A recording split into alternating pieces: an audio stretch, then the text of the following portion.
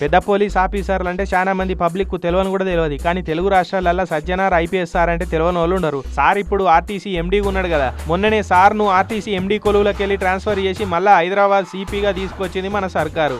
ఇక ఆర్టీసీ ఎండీగా ఆఖరి రోజని సార్ ఇట్లా లక్డీ కాపుల్ టెలిఫోన్ భవన్ కాడ ఆర్టీసీ బస్ ఎక్కి బస్సు భవన్ దాకా ప్రయాణం చేసిండు.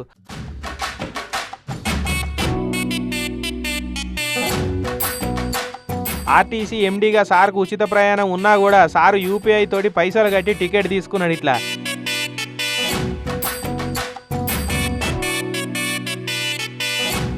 ఇక టీవీలో కనబడే సారు బస్సులో కనబడే వరకు పబ్లిక్ కూడా పరిశాన్ అయిపోయి చూసిరు. సార్ అందరితోటి మంచిగా మాట ముచ్చడే పెట్టిండి. ఇట్లా